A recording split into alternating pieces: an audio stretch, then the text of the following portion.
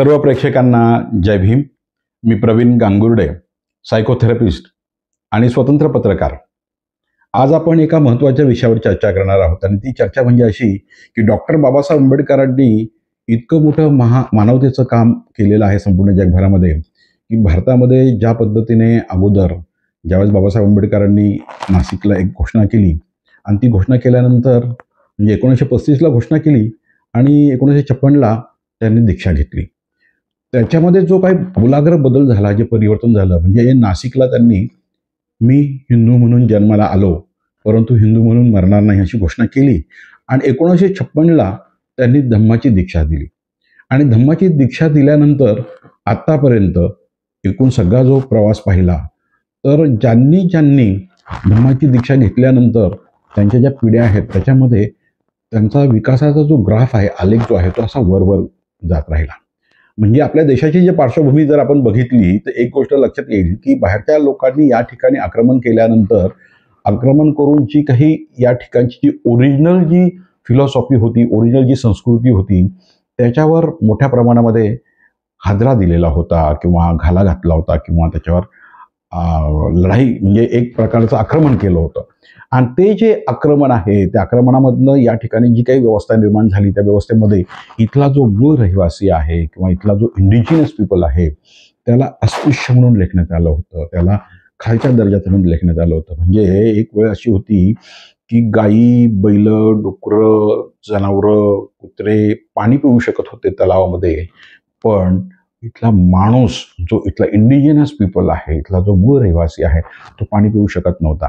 म्हणजे बाबासाहेब आंबेडकरांनी जी काही मोठी क्रांती केलेली आहे माणसासाठी ती जगामध्ये नंबर 1ची क्रांती राहिलेली आहे. ही आपल्या देशाची पार्श्वभूमी आहे आणि या पार्श्वभूमीमधून बाबासाहेब आंबेडकरांनी जी घोषणा केली तिला अत्यंत महत्त्व आहे की मी हिंदू म्हणून जन्माला आलो पण हिंदू म्हणून मरणार नाही.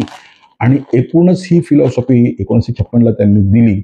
आणि त्यावेळेस ज्यावेळेस धम्माची दीक्षा देण्यात आली आणि ती दीक्षा दिली त्यावेळेस बाबासाहेब आंबेडकरांनी या संपूर्ण बौद्ध धम्माचा अभ्यास केलेला होता. त्याच्यामध्ये महायान असेल, हीनयान असेल, वज्रयान असेल, म्हणजे जेवढं काही त्याच्यामध्ये आहे, जेवढे त्रिपिटकं असतील ते सगळे व्यवस्थित अभ्यासून त्याच्यावरनं त्यांनी बुद्धा अँड हिज धम्मा हे पुस्तक लिहिलं.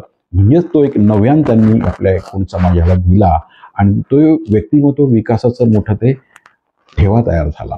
म्हणजे बुद्धाने धम्मा हे जर पुस्तक व्यवस्थितरित्या वाचलं आणि त्याचं जर व्यवस्थितरित्या आचरण जर केलं तर आपल्या असं लक्षात येईल की आपला व्यक्तिमत्व विकासाचा प्रवास अत्यंत उत्तम पद्धतीने, सुकर पद्धतीने आपण पूर्ण करायला सुरुवात करतो. ही अत्यंत मोठी बाबासाहेब आंबेडकरांनी आपल्याला दिलेली ठेव आहे. आणि ही जी ठेव आहे, हे जे आपल्या बाबासाहेब आंबेडकरांनी रेडी सगळं मटेरियल दिलेलं आहे त्याचं फक्त आपल्याला आचरण करायचं आहे. आणि ते जर आचरण आपण अत्यंत व्यवस्थितरित्या करू शकलो तर आपल्याला खऱ्या अर्थाने आनंदी, सुखी, समाधानी, समृद्ध जीवन जगता येऊ शकेल.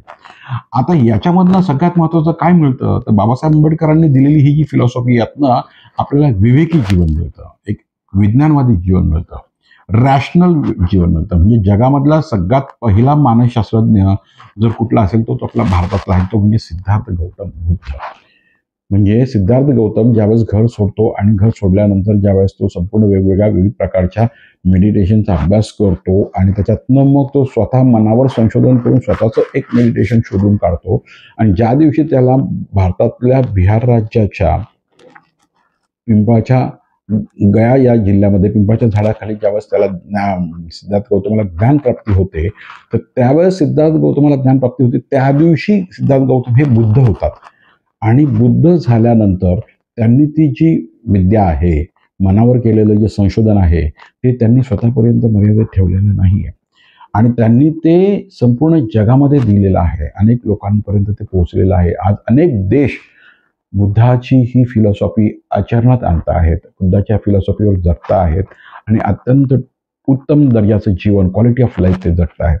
भारतामध्ये बाबासाहेब आंबेडकरांनी हा जो ठेवा आपल्याला दिलेला आहे तो ठेवा अत्यंत उत्तम पद्धतीने आपण आचरणात आणला तर खऱ्या अर्थाने आपलं जीवन हे अतिशय आनंदी, सुखी, समाधानी होऊ शकतं. माणसाचं मन याचा जर अभ्यास केला तर जागृत मन आणि सुप्त मन म्हणजे कॉन्शियस माइंड आणि unconscious mind, subconscious mind. Conscious mind आणि सबकॉन्शियस माइंड याचा जर अभ्यास केला तर याच्यामध्ये बुद्धांनी जे काही मांडलेलं आहे त्याच्यामध्ये जगातले जे काही मानसशास्त्रज्ञ आहेत त्या मानसशास्त्रज्ञांनी जो काही संशोधन केलेलं आहे त्याच्यामध्ये त्यांनी असं म्हटलेलं आहे की संपूर्ण मनामध्ये जागृत मन हे साधारण 15% आसपास असतं आणि 85% आसपास हे अंतर्मन असतं, सबकॉन्शियस माइंड असतं.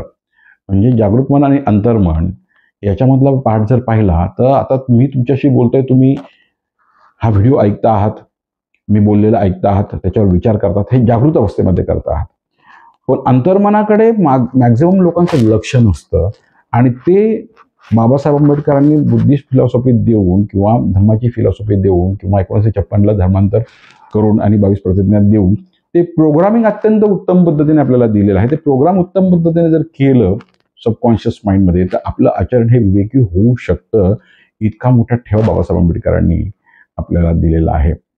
होतं काय की आपल्याकडे सबकॉन्शियस माइंडमध्ये अंतर्मनामध्ये इथे जे काही आक्रमणं झाली तर आक्रमण झाल्यानंतर जे काही विवेकी गोष्टी या देशामध्ये पसरल्या त्या अविवेकी ज्या गोष्टी या देशामध्ये पसरल्या आणि त्या अविवेकी गोष्टींचं प्रोग्रामिंग सबकॉन्शियस माइंडमध्ये होत गेलं. मग बुवा बाबा मांत्रिक तांत्रिक नवस भगत वगैरे असे सगळे प्रकार इरॅशनल गोष्टी, त्याला आपण अविवेकी गोष्टी म्हणतो, या गोष्टी केल्या जातात. आणि ज्या गोष्टी अस्तित्वात आहेत, ज्या निसर्गामध्ये उपलब्ध आहेत, त्या जर आपण स्वीकारल्या तर आपण विवेकी होतो. पण ज्या गोष्टी नाही आहे त्याला आपण आहे असं जर म्हटलं तर ती अविवेकी गोष्ट आहे. आणि जे लोक मानसिकरित्या आजारी असतात किंवा मानसिक आजारांना सामोरे जात असतात, एकूण फेस करत असतात मानसिक आजार, तर ते मग त्याच्यामध्ये भीती असेल, वेगवेगळ्या प्रकारचे फोबियाज असतात आणि जे काही या भीती वगैरे या प्रकारामुळे मग त्यांना बरं वाटावं म्हणून मग ज्या गोष्टी अस्तित्वातच नाही आहेत अशा गोष्टींना ते स्वीकारतात आणि अशा गोष्टींना त्यांनी स्वीकारल्यामुळे मग ते अविवेकी रस्त्याला लागतात, तो मार्ग तो पकडतात आणि स्वतःचं मानसिक नुकसान करून घेतात.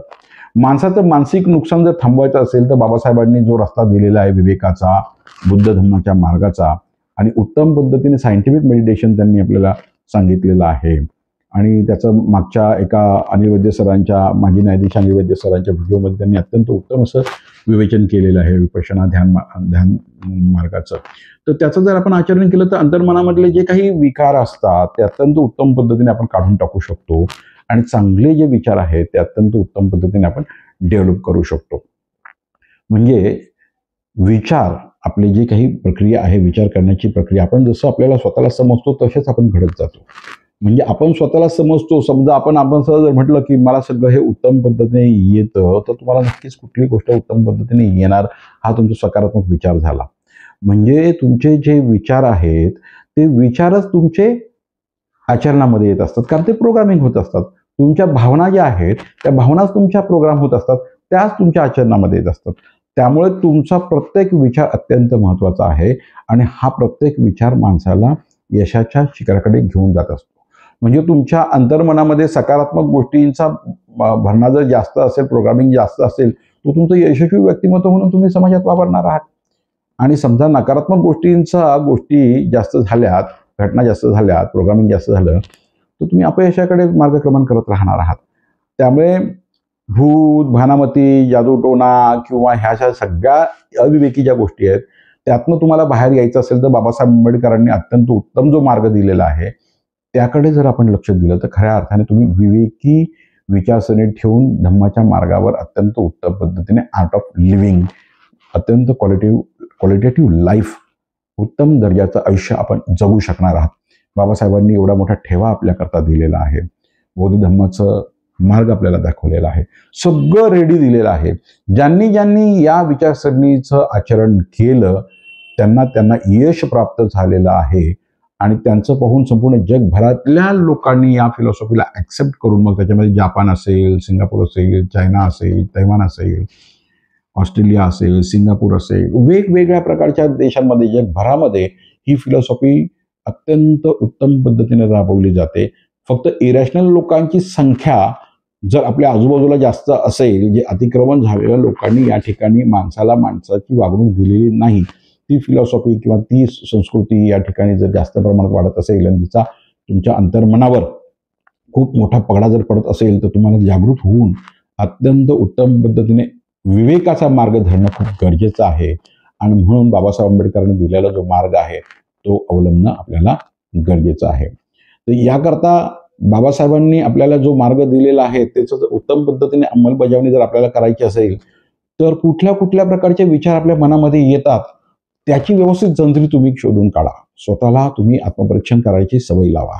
म्हणजे सकाळी उठल्यापासून तर संध्याकाळपर्यंत आपल्याला काय काय विचार येतात, किती सकारात्मक विचार असतात, किती नकारात्मक विचार असतात, किती विवेकी विचार असतात, किती अविवेकी विचार असतात, आपल्याला नेमकं संपूर्ण आयुष्यभराचा उद्देश काय आहे, संपूर्ण आयुष्यभरामध्ये नेमकं आपल्याला काय करायचं आहे, हे जर तुम्ही व्यवस्थितरित्या समजून जर घेतलं तर खऱ्या अर्थाने तुमच्या आयुष्याचं सार्थक होईल.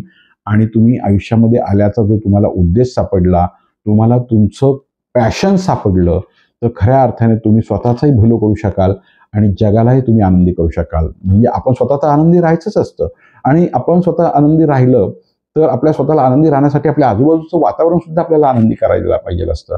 आणि ते आपल्याला आनंदी करायचं असेल तर खऱ्या अर्थाने आपल्यामध्ये धम्माची जी बीजारोपण बाबासाहेबांनी करून दिलेलं आहे त्याला आपल्याला वाढवावं लागेल, त्याला फळवावं लागेल, फुलवावं लागेल, त्याला खतपाणी घालावं लागेल, त्याच्यावर मेहनत घेतली पाहिजे. त्यामुळे बुवा बाबा मांत्रिक तांत्रिक आता बऱ्याच लोकांचं बारीक सारीक गोष्टी अगदी सकाळपासून संध्याकाळपर्यंत आपण जर ऑब्झर्व केलं तर उठल्या उठल्या ज्या गोष्टी नाही आहेत त्या गोष्टी घरामध्ये ठेवलेल्या असतात. आणि मग ज्या गोष्टी अविवेकी घरामध्ये ठेवलेल्या असतील तर त्या बाबासाहेबांनी त्याच वेळेस काढून फेकायला सांगितलेलं आहे. ते आता ठेवण्याची गरजच नाहीये. तर त्या सगळ्यात पहिल्यांदा ज्या अविवेकी गोष्टी आहेत त्या घरातनं बाहेर काढून फेकल्या गेल्या पाहिजे किंवा त्या नदीमध्ये टाकल्या गेल्या पाहिजे. आणि ज्या विवेकी गोष्टी आहेत, समजा पुस्तक आहे, अभ्यास आहे, वाचन आहे, तुमच्या ज्या ज्या जीवन जगण्यासाठी आवश्यक असणाऱ्या नैसर्गिक ज्या बाबी आहे त्या तुम्ही तुमच्या बरोबर बाळगा आणि त्याबरोबर घेऊन चला. म्हणजे तुमचा जो व्यक्तीचा जो आहे तो विकास नक्कीच व्हायला वेळ लागणार नाही. त्यामुळे सगळ्यात पहिल्यांदा घरामधले ज्या काही अविवेकी गोष्टी असतील त्या सगळ्यात पहिल्यांदा बाहेर काढून टाका आणि आपल्या मनातून पण बाहेर काढून टाका. म्हणजे नुसतं घरातूनच काढा असं नव्हे. अनेक लोक छोटे मोठे नवस बोलत असतात, वेगवेगळ्या प्रकारच्या अविवेकी गोष्टी करत असतात, ज्या नाही आहेत त्याच्याबद्दल त्या गोष्टी इम्प्लिमेंट करत असतात आणि मग खूप त्रास त्यांना होतो. ते मानसिक आजारांना खूप मोठ्या प्रमाणामध्ये सामोरे जातात आणि त्यातनं मग त्यांना खूप त्रास होतो. आणि त्याच्यातनं जर बाहेर पडायचं असेल तर तुम्हाला धम्माच्या मार्गाशिवाय दुसरा पर्याय नाही. आणि धम्माचा मार्ग तुम्हाला स्वीकारायचा असेल तर विवेकी विचार करावा लागेल आणि विवेकी विचार करून धम्माचा जो मार्ग आहे तो आचरणामध्ये आणण्यासाठी आपल्याला धम्माला अनुसरावा लागेल. या ठिकाणी आपण आपलं अनिल वैद्य सरांचं, माजी न्यायाधीश अनिल वैद्य सरांचं हे जे चॅनल आहे त्या चॅनलला सबस्क्राईब करा, त्याला शेअर करा आणि त्याला लाईक तर जरूर करा. हा व्हिडिओ आपल्याला आवडला असेल तर इतरांना जरूर पाठवा. आपणही आनंदी राहूया, इतरांनाही आनंदी करूया, स्वतःही विवेकी होऊया आणि इतरांनाही विवेकी करूया. धन्यवाद, धन्यवाद, धन्यवाद.